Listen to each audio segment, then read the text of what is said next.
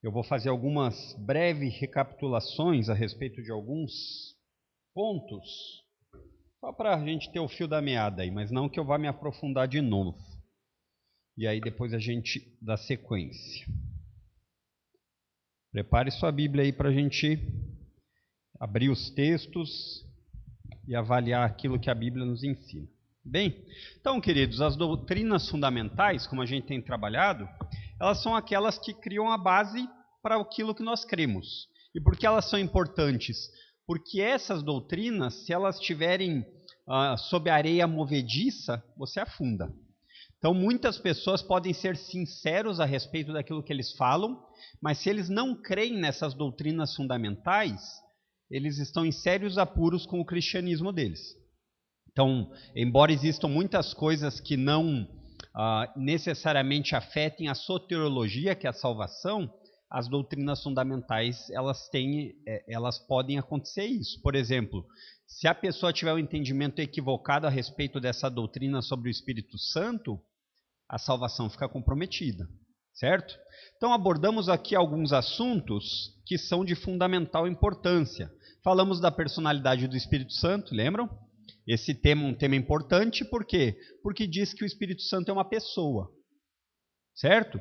Pessoas que entendem que o Espírito Santo é uma energia cósmica, pessoas que vão entender que o Espírito Santo é apenas um mover de Deus Pai, elas estão lidando com problemas graves fundamentais. Tá? Então, por isso que é importante você saber disso. Falamos disso já. Falamos da importância da divindade do Espírito Santo. A Trindade Santa, segundo a Bíblia ensina, é Deus. Um Deus em três pessoas. Esse é um dos mistérios que nós não conseguimos nos aprofundar de maneira exaustiva, mas isso não quer dizer que nós não temos informações. Temos e temos bastante. Também vimos aqui um tema que para mim é um dos mais curiosos, que é a respeito do ministério de Jesus com o Espírito Santo sendo o que lhe impulsionava. Isso é bem interessante. Por quê? Porque Jesus nunca deixou de ser Deus, né? No entanto, no seu ministério terreno, ele exerceu esse ministério por meio do Espírito, certo? Depois falamos também da obra do Espírito Santo nos crentes. E por fim entramos naquilo que nós vamos falar hoje dos dons do Espírito Santo. Essa recapitulaçãozinha deu para ajudar um pouquinho? É interessante, queridos, que isso é que nem um filme ou uma minissérie. Se você perde um dos capítulos, você até consegue assistir o outro, mas parece que fica informação faltando. Então eu tento recapitular um pouquinho para você não ficar tão perdido no resto. Mas uma coisa vai levando a outra, certo? Com relação aos dons do Espírito Santo, falamos algumas coisas que são importantes. Até o pastor Fernando orou aqui a respeito disso. Os dons são do Espírito Santo, então são de Deus. Não somos nós que temos os dons, nós que dizemos eu quero esse dom, não. Ele é dado com um objetivo, que é a edificação do corpo. Então não existe dom espiritual para orgulho próprio, para edificação pessoal, não existe. Falamos aqui a respeito disso, que existem dois tipos de dons do Espírito Santo que nós vemos nas Escrituras. Os temporários, aqueles que tiveram um objetivo na época específica, com um propósito específico, que inclusive você pode aprender sobre eles na pregação agora de domingo. Você vai ver que o livro de Atos é a maior demonstração de muitos desses dons temporários, milagres, dons de cura, certo? Com isso, não queremos dizer que não acreditamos que Deus faça milagres, não é isso, mas acreditamos que não são mais dons, são concessões que acontecem por meio da oração da igreja. Então essa é a diferença nesses dons temporários, certo? Então quando você escutar as palavras cessar ou continuar, é necessário que você entenda que a nossa igreja ela não crê que os dons cessaram, mas ela crê que nem todos os dons que existem hoje são os mesmos que existiam no tempo apostólico. Entendeu? A ideia de uma progressão na revelação de Deus, uma progressão na necessidade de dons. Certo? Isso é importante que você saiba, porque muitas vezes pessoas mal informadas, para não dizer mal intencionadas, elas vão dizer assim: essa igreja eu não vou ir lá porque eles são cessacionistas, eles não acreditam em dons. Aí a gente teria que perguntar assim: o que você quer dizer com isso? Né? Muito bem, tendo dado um breve panorama, estamos aqui falando nas 3 listas do Novo Testamento a respeito dos dons, certo? E esses dons que o Novo Testamento relata, eles são encontrados em 3 lugares. Tem só essas listas? Não, tem mais, mas essas são as principais. Semana passada lidamos com Romanos 12, abra aí Romanos 12, que ficou faltando um pouquinho nós terminarmos, os 2 últimos dons.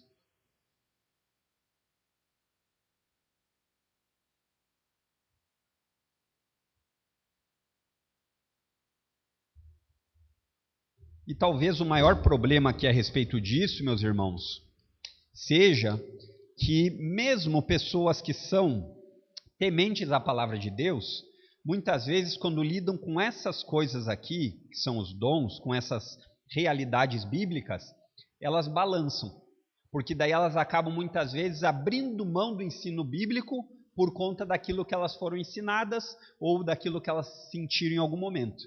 Então é importante lembrar isso. Quem tem a palavra final é a Bíblia. Então, talvez ao trabalhar aqui com esses dons dessas listas, algumas coisas aqui você vai ficar meio chocado, vai dizer assim: pois é, eu não queria assim. Se a Bíblia lhe ensinar, abandone, se você estivesse errado. Se a Bíblia, se você não for convencido, se a sua consciência não se submeter ao texto bíblico, aí eu não tenho o que fazer, é uma obra de Deus. Mas a ideia aqui é que nós possamos listar eles e trabalhar em um por um, certo? Então olha lá, versos 6 até o 8. Daí nós vamos nos ater nos 2 últimos, que foram os que ficaram faltando semana passada. Ele diz assim, o apóstolo Paulo: Deus, em sua graça, nos concedeu diferentes dons. Então aqui você já vê que não existe espaço para orgulho e soberba. É Deus quem concedeu por sua graça. Então você percebe que o crente ele sempre deveria ser uma pessoa agradecida e humilde. E quando eu falo humilde no termo bíblico, não é pobre. É humilde de não ter sobre si mesmo uma avaliação alta demais. Porque essa é a ideia, né? Ele diz assim: portanto, se você tiver a capacidade de profetizar, faça-o de acordo com a proporção de fé que recebeu. Se tiver o dom de servir, sirva com dedicação. Se for mestre, ensine bem. Se o seu dom consistir em encorajar pessoas, encoraje-as. Se for o dom de contribuir, dê com generosidade. Se for o de exercer liderança, lidere de forma responsável. E se for o de demonstrar misericórdia, pratique-o com alegria. Ficou faltando os 2 últimos, né? Que são dessa lista aí. Falamos do de profecia, falamos do de serviço, falamos também o terceiro aí que fala sobre ensino, exortação, contribuição. Interessante, né? Contribuir a um dom. Então tem os irmãos que dizem assim: eu não vou contribuir porque eu não sinto que eu tenho esse dom. Não entre nessa furada, certo? Embora nem todos tenhamos todos os dons, nenhum de nós, como crentes, pode dizer que não tem dons. Os dons são dados para a igreja. Agora, note que mesmo que muitos desses dons tenham expressões mais completas em determinados crentes, não existe nada que diga assim: não procure esses dons. Por exemplo, exortação, contribuição, essas coisas você pode até não ser uma pessoa que é separada por Deus para fazer isso com todo 100% de você, mas isso não quer dizer que você não deva se esforçar por isso. Isso é bem importante que você saiba. É claro que existem alguns dons que de fato não são compartilhados com todos, mas por exemplo assim, quando você pensa aqui na contribuição, a contribuição é um mandamento, né? Nossa igreja ensina da maneira correta, e se nós não quisermos falar o termo dízimo, porque remete ao Antigo Testamento, uma coisa é certa, chame como quiser, mas no Novo Testamento o princípio está bem estabelecido de contribuição. Entendeu? Então, pessoas que muitas vezes usam algumas palavrinhas para dizer assim: dízimo não existe mais. O Novo Testamento ele eleva isso. porque ele diz que deve ser sacrificial. O Antigo Testamento ele fala de um percentual e está valendo. O Novo Testamento ele diz assim, o seu melhor. Então assim, não pense que isso é apenas para alguns, é para todos. E os dois últimos que falamos aí, no verso 8, diz assim, da liderança, ele diz assim, se for o de exercer liderança, lidere de forma responsável. Esse é um dom, aqui nessa lista de Paulo, que ele está relacionado com os líderes da igreja, pastores, diáconos. Então, é um tipo de liderança necessária para que o corpo seja bem organizado. Já pensou se cada um tivesse toda a autonomia e cada um quisesse fazer tudo o que quer? Não daria certo. Então, Deus dá líderes para organizar essas coisas, para administrar tanto recursos financeiros, quanto recursos de estudo, quanto a direção da comunidade. Então, por exemplo, quando você tem necessidade de um aconselhamento, você normalmente procura o pastor, o líder. Por quê? Porque nós cremos que o líder foi alguém que Deus levantou, ele tem o dom disso, mas ele foi confirmado pela congregação. Isso é importante, certo? Então é importante lembrar que Deus concede pessoas assim capazes. E se é Deus quem concede essas pessoas, nós devemos lembrar e devemos ter muito zelo pela vida dessas pessoas. Porque elas vão prestar contas. Nós falamos isso aqui no texto que lemos a respeito para o diácono Mateus, lembram? Os líderes vão prestar contas. Mas muitas vezes o serviço do líder pode ser feito com a ajuda da congregação, para que não seja doloroso, para que não seja sempre um esforço no sentido de que nunca está bom. Não. Então, a ideia é que nós, como congregação, devemos zelar pelos líderes. De que forma? Orando, né? Sendo cada vez mais dispostos. Mas o ponto principal do líder é que ele deve ser responsável. Você viu ali que diz? Lidere de forma responsável. Isso aqui engloba tudo aquilo que Paulo fala aos pastores, 1 Timóteo e Tito. E eu diria que talvez uma das coisas mais perigosas para o líder é de ter lucros desonestos, ou querer ocupar uma posição de liderança para que ele possa realizar os seus desejos mundanos. Isso acontece muito. Então ele usa da sua influência para que essa influência lhe dê a capacidade de manipular pessoas e dessa forma ele atinja os seus objetivos escusos, os objetivos que não são de Deus. Por isso é importante que os líderes sejam realmente crentes, né? Então você percebe isso. E você percebe também a preocupação que nós devemos ter a respeito de ensino. Então, embora a liderança aqui seja num caráter mais administrativo, se o líder não tiver preocupação com o ensino, a congregação está perdida. Então, você deve sempre, em primeiro lugar, exigir que seu pastor seja bíblico. E, se possível, ele acrescente uma visita na sua casa. Que às vezes a gente pensa, né? O pastor não vai lá em casa nunca. Convide que ele vai, né? Eu sei que o pastor Fernando tem uma agenda aí lotada. Toda hora ele está na casa de alguém. Mas o ponto é, a tarefa principal dele não é essa. É pregar a palavra de Deus. É lógico que isso faz parte do conjunto do discipulado. Certo?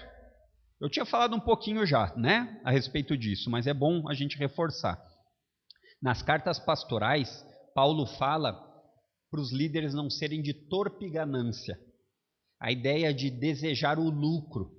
Então, assim, você percebe que nos nossos dias, igreja é uma coisa muito lucrativa. Não sei se você nunca parou para pensar nisso. Muitas pessoas não são nem crentes e elas montam muitas vezes igrejas para ficarem ricas. E isso é uma coisa que eles vão responder lá na frente a Deus. Mas nós, como igreja cristã, temos que ter cuidado com uma liderança bíblica. Certo? E por fim aqui dessa lista, você percebe que ele fala, e se for o de demonstrar misericórdia, pratique-o com alegria. Então você percebe que existe uma necessidade de consolo, né? Falamos a respeito de exortação, que daria para dizer até relacionado um pouco também com a misericórdia, mas a ideia da misericórdia é um compadecimento profundo sobre pessoas que sofrem. E nós sabemos que as pessoas sofrem. Nós sabemos que a igreja não está imune a isso, né? Comecei até a ler um livro de Charles Spurgeon a respeito de uma coletânea. Ele tem 2 dessa coletânea, oração e sofrimento. E acho que foram as 2 marcas da vida dele. E lá no comecinho desse livro de sofrimento ele diz assim: o maior engano que as pessoas têm é achar que os filhos de Deus estão isentos do sofrimento. A diferença é que os filhos de Deus sofrem, mas eles enxergam a perspectiva do futuro com esperança. Isso aqui não é tudo o que há. Então esse é o ponto de lembrar a respeito do sofrimento. Mas Deus concede esse dom a algumas pessoas, irmãos, para consolar outros com doença, com perdas, com decepções, com tragédias, né? Você muitas vezes vê um irmão com câncer. O que você faz? Muitas vezes a gente tem até dificuldade de falar, né? Como é que eu chego num irmão desse para falar sobre o amor e a bondade de Deus? Câncer terminal. E aí? É porque a gente não deve ter nossa perspectiva a partir do que nós enxergamos, e sim do que a Bíblia nos fala. Então essas pessoas, elas vão ter uma capacidade maior disso. E nós precisamos de pessoas assim. Agora, olha que interessante. Ele diz assim: se for o de demonstrar misericórdia, olha como é que ele diz o conjuntinho aí. Para fazer de que forma? Com alegria. Por quê? Porque não é fácil você ficar consolando pessoas num momento difícil, situações duras. Então, muitas vezes você pode cair no erro de saber que isso é importante, ir lá por obrigação, mas não ter o propósito correto. Então, por isso que o apóstolo Paulo fala de exercer com alegria. E isso é muito difícil. Eu diria que, humanamente falando, é impossível. Por isso fica bem visível na vida pessoal, a gente parando para pensar, que tem que ser um dom de Deus, né? Então você percebe muitas vezes situações em que a história nos conta, desde a Bíblia, mas a história de vários santos, homens de Deus e mulheres de Deus, que passaram por um sofrimento absurdo e eles perseveraram. E você diz assim: eu não sei se eu conseguiria, mas é Deus quem dá essa capacitação, né? Essa é a realidade, é por isso que eles conseguem. Não é porque eles têm força mais do que você, é porque Deus dá graça. Certo, queridos? Até aqui de Romanos, beleza? Ficou alguma dúvida? Então olha lá, a listinha de Romanos é a primeira carta que nós falamos. Agora nós vamos entrar na carta de 1 aos Coríntios, capítulo 12. Abra aí. 1 aos Coríntios, capítulo 12, dos versos de 8 a 10.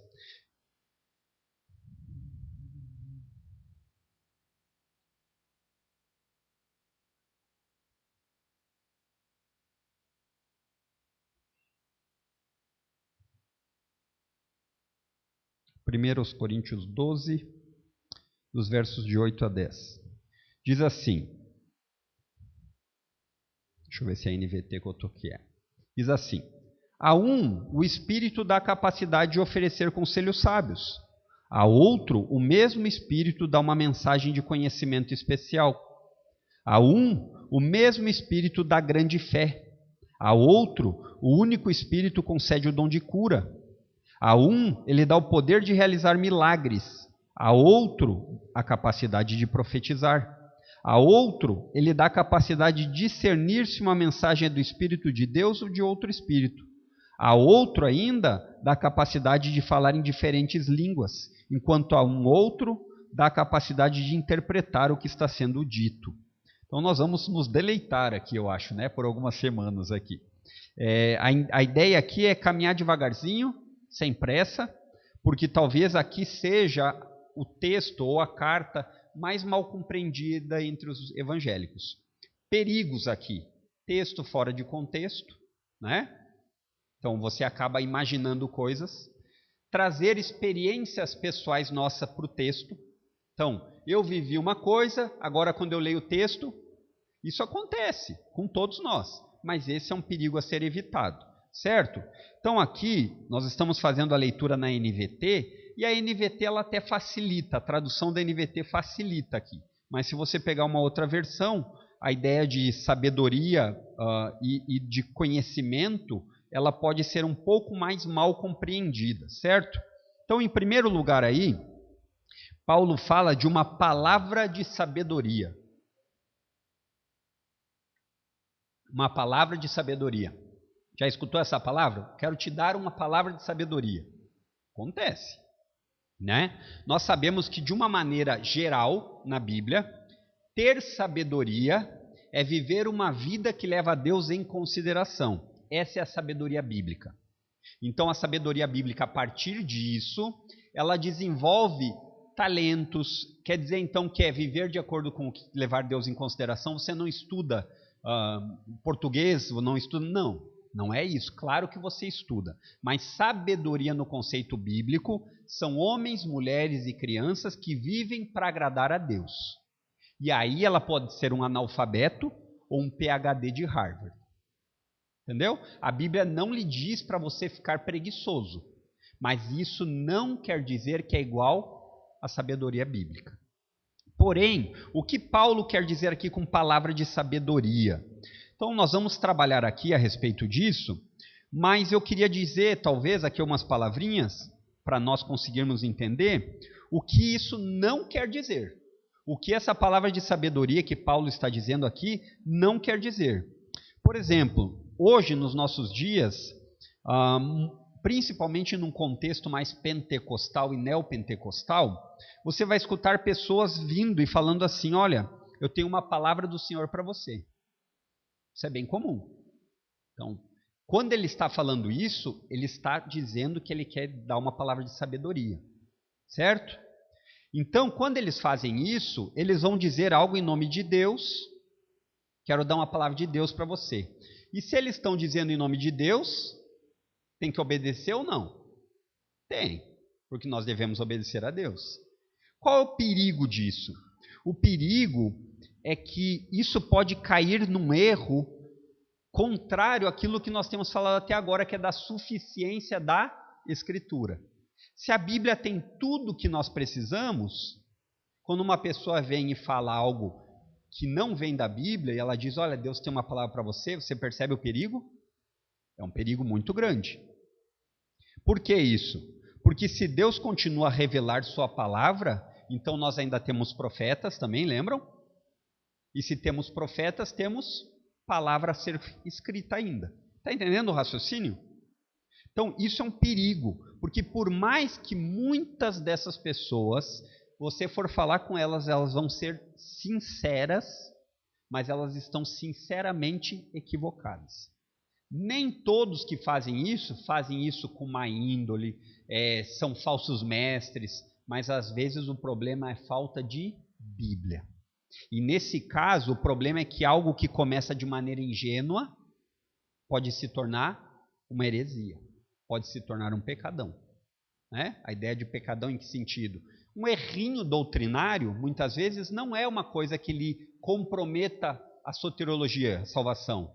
Mas em pouco tempo, esse errinho doutrinário, ele traz outros irmãos e aí fez uma lambança completa. Principalmente a respeito dessas doutrinas do Espírito Santo. Então, quando falamos isso, temos que lembrar que Paulo diz em 2 Timóteo 3,17 que a Bíblia tem tudo o que nós precisamos para instrução. Então quer dizer que nenhuma pessoa pode vir falar uma coisa dessa? Pode, porque muitas vezes ela vai usar um termo assim, mas ela vai lhe dizer coisas do tipo assim: olha, isso que o irmão está fazendo, a Bíblia diz que é pecado. Né? Existem pessoas que vão vir com um linguajar equivocado, mas que elas não estão fazendo algum tipo de heresia. Mas qual é o problema disso? O problema disso é que, se as pessoas acreditam que Deus ainda fala de maneira direta, então elas estão dizendo que a Escritura não é suficiente. Viu o perigo? E nota como é uma coisinha que parece bobinha. Eu cansei de escutar pessoas falando: olha, Deus tem uma palavra para você. Qual é? Olha, você vai casar com um homem daqui a 2 anos. Isso é bíblico? Não. Até tem casos aí que ele falava isso e a pessoa já era até casada. Né? Está entendendo qual é o perigo disso? E nós começamos a gostar desse tipo de coisa. E aquele que está sendo um canal de revelação, aí ele se sente como um profeta. Isso é perigoso demais. Por quê? Porque em pouco tempo a Bíblia está sendo deixada de lado. Entenderam? Então, isso é importante que você saiba. Então, Quer dizer que Deus nunca usa outra pessoa para falar conosco? Claro que usa. Todo domingo, se você vier aí, o pastor Fernando vai falar vai falar com você através da Bíblia aquilo que Deus tem para você. Certo? Então, eu creio que, tendo definido muito claramente o que não é essa confusão de que esses dons são palavra de sabedoria, é uma nova revelação. Normalmente, no contexto que a gente escuta, a palavra de sabedoria ela tem a ideia quase de uma adivinhação. Olha, Deus me mandou falar para você aí que você vai ter uma casa nova. Né? Engraçado que dificilmente vem palavra de juízo, né? Deus mandou falar que você vai arder no fogo do inferno. Dificilmente vem, né? Então você nota que isso é perigoso, certo? No contexto aqui da carta, parece que o que o Paulo quer dizer com isso é que Paulo está trabalhando com a ideia, a carta aos Coríntios, ela trata com sabedoria humana versus a sabedoria de Deus.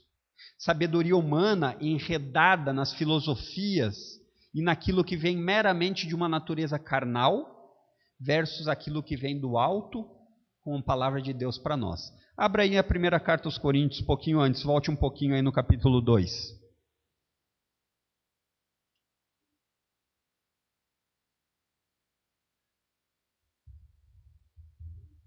Quando nós temos dúvida a respeito de algum ensinamento que talvez o texto não esteja muito claro, existe uma regrinha de hermenêutica que diz que a Bíblia interpreta a Bíblia. Então não tente adivinhar, procure o que a Bíblia fala a respeito. De que forma? No contexto da carta, em primeiro lugar, é o mais assertivo. Por quê? Porque ele está escrevendo uma carta e vamos ver se ele teve algum outro relato disso na própria carta. E aí depois, no contexto mais amplo dos outros escritores. Então olha o que ele diz no verso de 6 a 7. No entanto, quando estamos entre pessoas maduras, falamos com palavras de sabedoria, mas não com o tipo de sabedoria desta era ou de seus governantes que logo caem no esquecimento. Pelo contrário, a sabedoria a que nos referimos é o mistério de Deus, seu plano antes secreto e oculto, embora ele o tenha elaborado para a nossa glória antes do começo do mundo.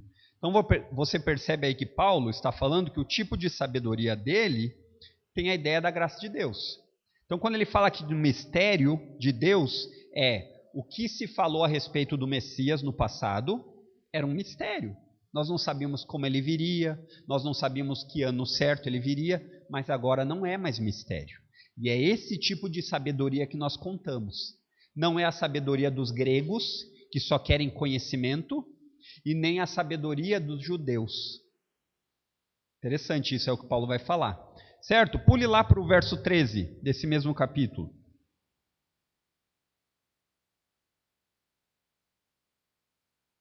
Nesse mesmo capítulo 2, verso 13, olha ele dizendo: quando lhe dizemos isso, o quê? O que Paulo está falando a respeito disso, ensinamento do Espírito. Quando lhe dizemos isso, não empregamos palavras vindas de sabedoria humana, mas palavras que nos foram ensinadas pelo Espírito, explicando verdades espirituais a pessoas espirituais. Então existe um lado aqui da moeda em que existem conversas espirituais que nem todos são capazes de entender. Ah, por quê? Porque é falado de um jeito difícil de entender? Não. Entender intelectualmente qualquer um entende. Mas acreditar e crer no coração, isso é fruto do Espírito Santo. Então, quando ele diz aqui que ele está falando, ensinada pelo Espírito, explicando verdades espirituais a pessoas espirituais, ele está dizendo assim, olha, se eu for falar para alguém que o pecado é o problema do mundo, ele entrou no mundo lá no começo com Adão e Eva, desde aquele tempo os homens e as mulheres e as crianças e os bebezinhos nascem em pecado, são inimigos de Deus, e sem a obra de Deus Pai enviando Deus Filho para perdoar os pecados, vocês vão morrer e vão para o inferno. Isso parece loucura ou não? Não é difícil de entender, mas parece loucura. É isso que Paulo está querendo dizer. Então, perceba aqui que Paulo, o que ele vai falar aqui, esses temas abordados a respeito de sabedoria, eles são a respeito da graça de Deus. Pule lá para 2 dos Coríntios, próxima carta aí, capítulo 1, verso 12.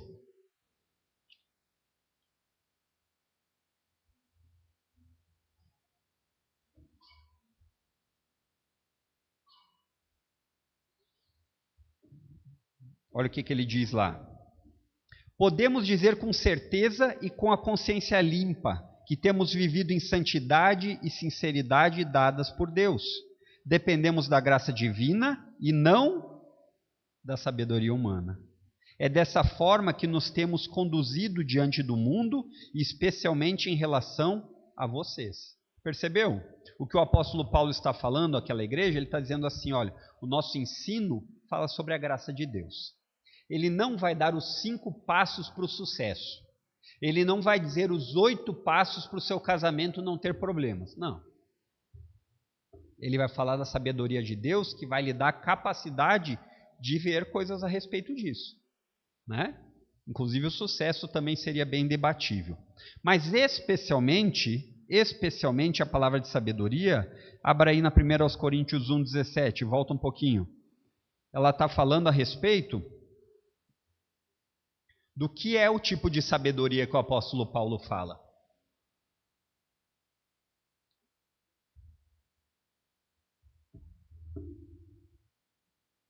Então olha lá o que ele diz no verso 17.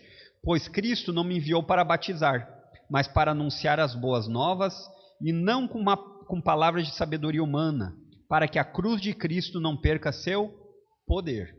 Entendeu o que é a sabedoria que vem de Deus? Sabedoria que vem de Deus é demonstrar às pessoas o estado que elas estão. Mas isso é difícil. Isso nem sempre é fácil. Mas a sabedoria aqui que precisa ser manifesta é o conhecimento de verdades espirituais. Né? Então aqui muitas vezes a gente olha essas coisas e a gente diz assim, isso é fichinha. A notícia não é difícil de ser gravada, mas ela é difícil de ser internalizada no coração. Então pule lá para o verso 23 e 24 desse mesmo capítulo.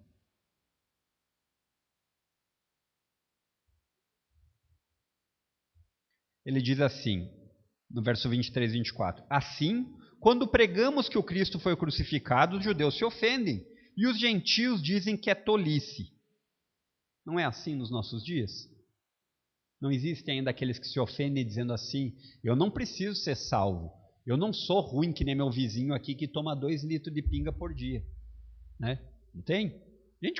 Diariamente a gente vê essas coisas, essa comparação no nível horizontal, e sempre a gente arranja um pior que nós, né?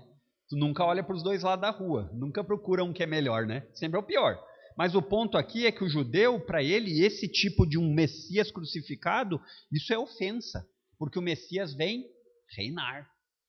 E aí ele diz, e os gentios, a ideia dos gregos, é tolice. Aí ele diz o verso 24, o que é sabedoria. Mas, para os que foram chamados para a salvação, tanto judeus como gentios, Cristo é o poder de Deus e a sabedoria de Deus. Entendeu? Essa é a ideia aqui, que parece ser o que Paulo está querendo dizer. Então, a palavra de sabedoria, ela vem de encontro com vãs filosofias e pensamentos meramente humanos. Né? Então, aqui a gente poderia pensar a respeito disso nos dias de hoje. Precisamos ter palavra de sabedoria para confrontar algumas ideologias dos nossos dias? Precisamos. Num sentido mais restrito, e aqui existem alguns que defendem, e eles podem estar certos, poderia ser, se nós compararmos com a palavra de sabedoria, com trazer revelação e luz à revelação, isso somente os apóstolos podiam fazer. Então, neste sentido, a palavra de sabedoria terminou. Mas eu creio que sobra um sentido geral, que nós aprendemos por meio daqueles que trouxeram essa revelação, para pregarmos sobre a sabedoria de Deus no evangelismo e no ensino público da Escritura na igreja. Certo? Eu achei que eu ia em 2, mas vai ficar só num. Alguma pergunta ou alguma dúvida a respeito desse primeiro dom da carta aos Coríntios? Palavra de sabedoria? Era mais ou menos o que você imaginava ou não?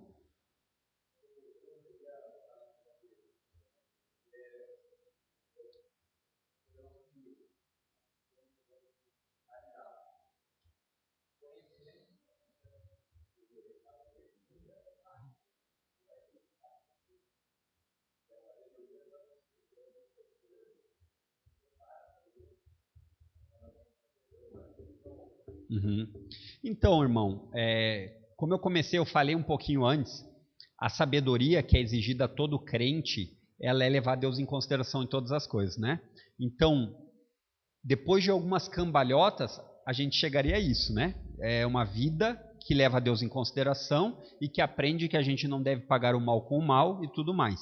Creio que essa ideia do conhecimento vai estar um pouquinho associada com o próximo dom que nós vamos falar. Então, assim, aqui na carta aos Coríntios, essa palavra de sabedoria, ela está mais relacionada a um combate à falsa sabedoria, né? Mas isso não quer dizer que, como aplicação à nossa vida, a sabedoria que nós devemos ter não nos conduza a uma vida para glorificar a Deus, né? Então, você nota que as coisas, elas nunca estão separadas a ponto de dizer, eu creio em Deus, mas eu não tenho uma vida de santidade. Eu creio em Cristo, mas Ele não é o meu Senhor. Não dá, não dá. A vida cristã ela é uma vida íntegra no sentido de que o conhecimento e a prática têm que estar associados. Isso? Vamos ser uma palavra de oração, então? Feche seus olhos mais uma vez e oremos. Pai bondoso, graças te damos. Graças te damos porque podemos, por meio da tua palavra, aprender aquilo que de fato te agrada, caminhos de paz. Podemos aprender por meio da tua palavra aquilo que nós erramos, podemos ser corrigidos e nos ajuda, porque a nossa caminhada diária, ela é muitas vezes marcada por erros, por tropeços, mas que o Senhor seja misericordioso conosco, que o Senhor nos ajude a ter um coração humilde, que o Senhor nos ajude a reconhecer que o corpo local, a tua igreja, ela é uma expressão do teu amor com nós. Porque é por meio da igreja que nós podemos ser encorajados, corrigidos. Então nos dá valorização por esse tempo juntos. Nos dá um amor santo mesmo pela comunidade. Por mais que os nossos irmãos, começando em mim, não sejamos perfeitos, nos ajuda a lembrar que nós estamos unidos pelo vínculo de amor em Cristo. Que isso seja sempre lembrado nas nossas mentes e que dessa forma nós possamos diariamente desejar mais a Ti, Deus, e o ensino por meio da comunhão no culto público. Esse é o nosso desejo e oração. Amém, queridos.